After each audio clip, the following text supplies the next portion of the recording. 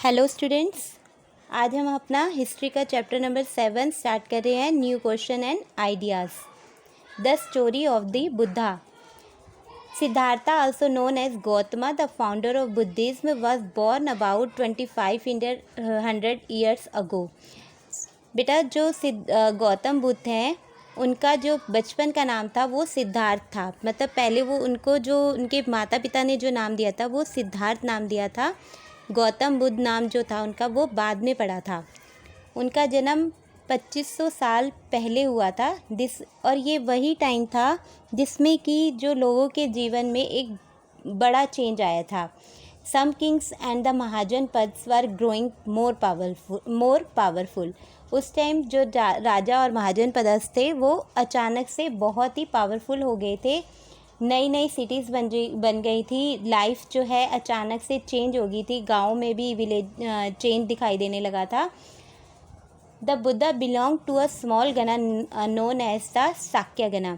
बुद्धा जिस गण को बिलोंग करते थे उसका नाम था शाक्य गना। एंड वॉज अ क्षत्रिय, और वो क्या थे? एक क्षत्रिय थे।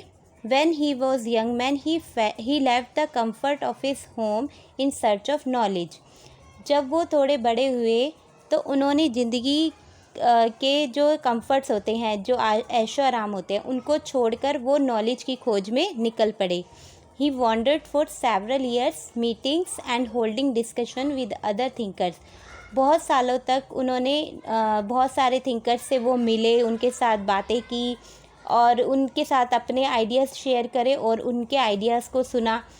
लेकिन फाइनली उन्होंने डिसाइड किया कि हिज ओन पथ टू रियलाइजेशन, कि वो अपना सच जानने का, जो ज़िंदगी की सच्चाई की खोज में जो वो निकले थे, उसके लिए उन्होंने सोचा कि मैं अपना रास्ता खुद बनाऊंगा। जिसके लिए वो बिहार में गए, जहाँ पे बोध गया एक जगह है। वहाँ उन्होंने पीपल के पेड़ के नीचे मेडिटेशन की बहुत टाइम तक और वहाँ से नॉलेज गेन की। He was known as a Buddha. उसके बाद से वो बुद्धा के नाम से जाने गए।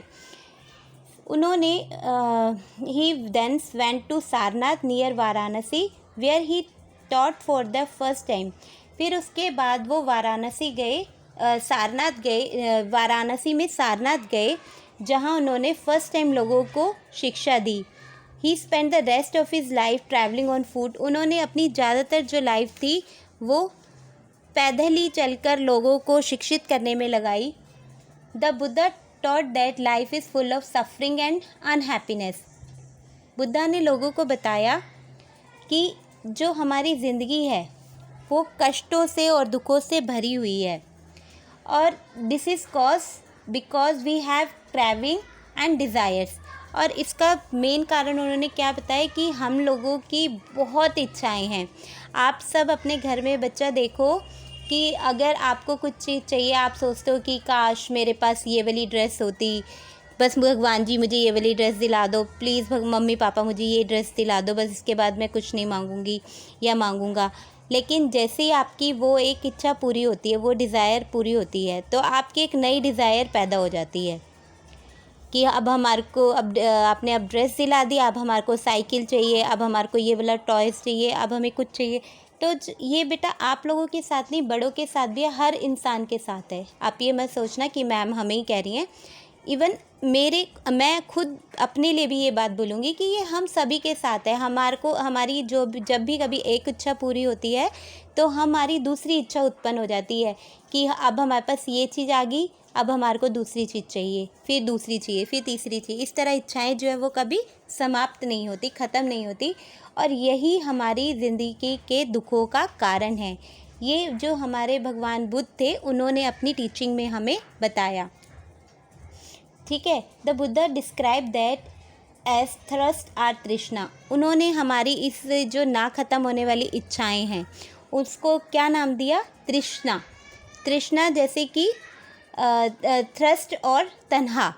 थ्रस्ट क्या होती है? एक तरह से प्यास, कि हमारी प्यास, कितना भी पानी पी ले, हमारे पेट में कितना भी पानी चला जाए, लेकिन हमारी प्यास कभी नहीं बुझती।